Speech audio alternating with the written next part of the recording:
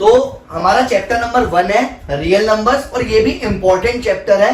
और आज हम इसका सिर्फ इंट्रोडक्शन वाला पार्ट देखते हैं कि इंट्रोडक्शन क्या है, रियल नंबर्स होते क्या है। तो मैं आपको पहले बेसिक चीज से बताता हूं कि अगर मैं नॉर्मली बात करूं तो रियल नंबर्स क्या होते हैं। रियल नंबर्स होते हैं basic rational numbers plus irrational numbers.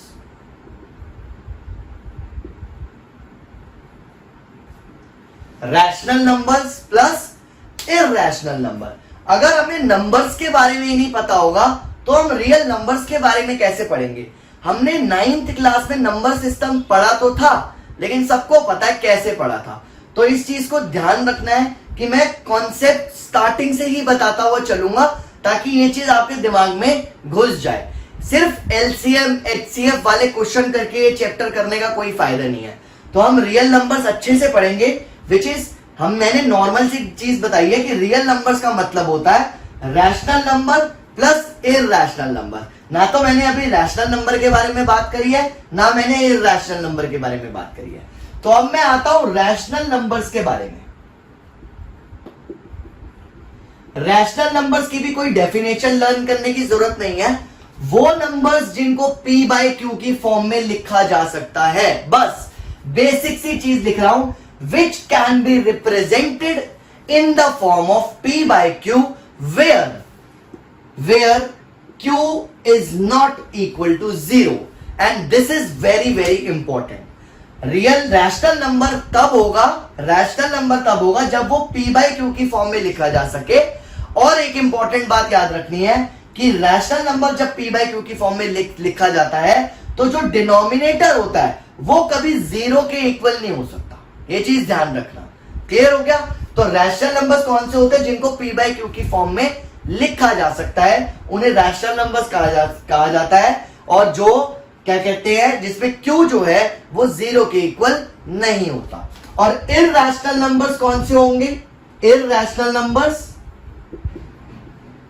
बड़ा सिंपल है, rational number p by q की फॉर्म में लिखे जा सकते हैं। तो इरैशनल नंबर जो होंगे, यस बहुत अच्छा question, 0/4 is 0 which is rational. अभी मैं सारी चीजें डिटेल में बताऊंगा। बहुत अच्छा डाउट पूछा निहारिका ने कि अगर 0/4 है तो क्या उसे रैशनल बोलेंगे। तो मैं चाहता था कि ऐसे ही डाउट्स निकले और हम रियल नंबर्स को एक्चुअली में इसी तरह से पढ़े। तो 0/4 is 0 which is a rational number. जैसा मैंने आप लोगों को पहले भी बताया था कि जब मैं 11th और 12th की क्लास ले रहा होता हूं तो उन बच्चों को लिटरल मीनिंग ही नहीं पता होता कि पॉलिनोमियल्स क्या होता है। बात समझ रहे हो। सिमिलरली हमें जब रियल नंबर्स के बारे में ही नहीं पता होगा तो हम क्या पढ़े चैप्टर को, रट्टा मार के नंबर्स तो आ जाएंगे, लेकिन वो जो कॉन्सेप्ट आगे 11th 12th में भी काम आने हैं वहां पे बहुत कंफ्यूजन रहती है बच्चों को। तो अभी मैंने रैशनल नंबर बताया which can be written in the form of p by q where q is not equal to 0। और इरैशनल नंबर्स के लिए सिंपल सा ये लिख रहा हूं, which cannot be written in the form of p by q। ये मैंने बेसिक से मतलब बताया है। डिटेल में भी आते हैं कि रैशनल नंबर के अंदर कौन कौन आता है और इरैशनल नंबर के अंदर कौन कौन आता है, वो सब पढ़ेंगे डिटेल में। पहले इतनी सी चीज समझानी थी कि आप बेसिक मतलब कोई अगर पूछता है बेटा रियल नंबर्स क्या होते हैं तो आप बोलोगे rational numbers plus irrational number, मतलब रैशनल और इरैशनल को मिलाकर रियल नंबर्स बनते हैं। ठीक है। अब अगर आपसे कोई पूछता है बेटा रैशनल नंबर्स क्या होते हैं तो आप बोलोगे कि p बाय q की फॉर्म में लिखा जा सकता है, उन्हें रैशनल नंबर्स कहते हैं। सिंपल सी चीज। अच्छा, यहां पर ध्यान रखना है कि q जो है वो 0 नहीं हो सकता, डिनोमिनेटर कैन नॉट बी 0। और अगर आपसे कोई पूछेगा बेटा इरैशनल नंबर्स बताओ तो irrational numbers are those numbers which can not be written in the form of p by q। That's it.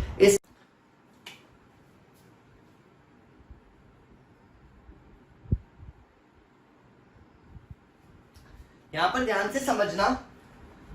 सबसे पहले मैंने एक सर्कल बनाया, ठीक है, एक सर्कल बनाया और इस सर्कल में मैंने नेचुरल नंबर्स डाले। नेचुरल नंबर्स मतलब कि एक पार्क में कुछ बच्चों का ग्रुप है जिस ग्रुप का नाम है नेचुरल नंबर्स। एक पार्क में कुछ एक बच्चों का ग्रुप है जिसका नाम है नेचुरल नंबर, उस ग्रुप का नाम है नेचुरल नंबर, और उस नेचुरल नंबर के ग्रुप में 1 2 3 4 5 6 7 ये ऐसे नेचुरल नंबर आ रहे हैं। नेचुरल नंबर जो 1 से शुरू हो रहे हैं, तो ये ग्रुप है जो पार्क में खेल रहा है। तभी क्या हुआ, एक बच्चा और आया 0, एक बच्चा और आया और उसने बोला कि मुझे भी अपने ग्रुप में ऐड कर लो। तो इन्होंने क्या किया, उस 0 को अपने ग्रुप में ऐड कर लिया। तो जब 0 नेचुरल नंबर्स में ऐड हो गया, अब देखो ये बड़ा ग्रुप बन गया, एक बच्चा ऐड हुआ तो पहले से बड़ा ग्रुप बन गया, और इस ग्रुप को हमने नाम दिया होल नंबर। अब ध्यान से समझना, ये क्या हुआ, होल नंबर्स, ये है नेचुरल नंबर्स। तो होल नंबर में सिर्फ एक 0 का ही तो डिफरेंस था, इसलिए मैंने उसको बाहर रखा कि वो नेचुरल वाले ग्रुप से अलग है। नेचुरल वाले ग्रुप में 1 2 3 4 5 6 7 8 ये नंबर्स आ रहे थे, लेकिन 0 को मैंने बाहर रखा हुआ है कि ये बड़ा वाला जो ग्रुप है ये होल नंबर्स का ग्रुप है, और इसमें नेचुरल नंबर भी आ रहे हैं। तो जब भी होल नंबर्स की बात करते हैं तो होल नंबर्स के अंदर ही नेचुरल नंबर्स भी होते हैं। तो ये चीज हुई। अब ये सब खेल रहे थे तो क्या हुआ, कुछ और बच्चे आए, -1 -2 -3 -4 -5 ऐसे और बच्चे आ गए नेगेटिव वाले साइन वाले। तो इन्होंने बोला कि यार हमें भी प्लीज अपने ग्रुप में ऐड कर लो। तो इन्होंने क्या बोला, हमें भी अपने ग्रुप में ऐड कर लो। तो उन्होंने कहा चलो ठीक है, हम आपको भी अपने ग्रुप में ऐड कर लेते हैं, लेकिन हम उसको होल नंबर का ग्रुप नहीं बोल सकते, हम उसका नाम बदलते हैं। और हमने उसका ग्रुप का नाम रख दिया इंटीजर्स। तो इंटीजर्स में जो डिफरेंस है वो इन नंबर्स का है। देखो ये सारे नंबर्स आपको बाहर की तरफ दिख रहे होंगे, यानी कि जब भी इंटीजर्स की बात की जाती है तो उसी में होल नंबर्स भी होते हैं, यानी 0 भी आता है, और उसी में नेचुरल नंबर्स भी आते हैं, इसे भी कहते हैं। तो ये ध्यान रखना। तो इंटीजर्स में सब कुछ आ रहा है, होल नंबर मतलब 0 भी आ रहा है, और नेचुरल नंबर 1 2 3 4 5 6 ये भी आ रहा है। तो अब आगे स्टोरी बढ़ी और क्या हुआ कि इनके ना बीच वाले नंबर्स आने लग गए, इनके बीच वाले नंबर्स, यानी कि ऐसे 1.5 2.5 2.7। देखो 1 और 2 के बीच में बहुत सारे नंबर्स हैं, 1.1 1.2 1.3 1.4 ये सारे नंबर्स हैं जो फ्रैक्शंस हैं एक्चुअली में p by q की फॉर्म में। तो ये p by q की फॉर्म वाले नंबर्स जो आए, इन्होंने बोला यार हमें भी अपने ग्रुप में ऐड कर लो। तो जब हमने इनको ग्रुप में ऐड किया तो हमें पता चला कि यार natural numbers, whole numbers, integers ये भी तो p by q की फॉर्म में ही है। तो हमने क्या किया, एक बड़ा ग्रुप बनाया और उसको हमने लिखा रैशनल नंबर्स। रैशनल नंबर्स यानी कि इसमें सारे के सारे p by q वाले आ गए जो अलग थे इनसे। p by q वाले सारे आ गए इनको छोड़कर, क्योंकि देखो ये तो अलग ही है। लेकिन अगर ओवरऑल देखा जाए तो रैशनल नंबर्स में सारे इंटीजर्स भी आते हैं, सारे होल नंबर्स भी आते हैं, सारे नेचुरल नंबर्स भी आते हैं। तो जैसा निहारिका का डाउट था कि क्या 0/4 रैशनल होगा, यस, क्योंकि 0/4 क्या होता है, 0। ये p by q की फॉर्म में लिखा जा सकता है। और देखो 0 क्या है, एक होल नंबर। क्या ये रैशनल नंबर वाले ग्रुप के अंदर आ रहा है? आ रहा है, मुझे तो साफ साफ दिख रहा है। समझ आई बात। फिर कुछ और बच्चे आए जिनका इनसे कुछ लेना देना नहीं था, वो बिल्कुल अलग टाइप के बच्चे थे। वो इस टाइप के बच्चे थे कि 2.3 4 5 6 7 8 ऐसे चल रहे हैं, और 1.010100010001 ऐसे चल रहे हैं। इस टाइप के कुछ बच्चे थे, तो जो और एड ऑन हो गए √3 √2 √5।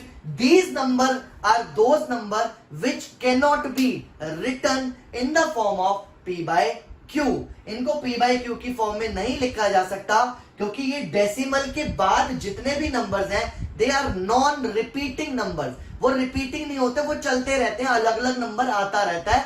इस चीज को ध्यान रखना। पाई इज ऑल्सो, पाई भी कह सकते हैं, पाई तो पाई भी कह सकते हैं। तो ये नंबर्स और आए और उन्होंने बोला हमें भी अपने ग्रुप में ऐड कर लो। जब हमने इनके ग्रुप वाले बच्चों को इस ग्रुप में ऐड किया तो हमने क्या बोला कि यार अब तो हमें सबसे बड़ा एक ग्रुप बनाना पड़ेगा। ये ग्रुप हमने बनाया, बड़ा ग्रुप, और हमने इस ग्रुप को जो नाम दिया वो दिया रियल नंबर्स। और रियल नंबर्स में देखो इररेशनल नंबर्स और आ गए, इररेशनल नंबर्स एक्स्ट्रा आ गए जो मैंने बाहर वाले, सबसे बाहर वाले सर्कल में डाले हैं।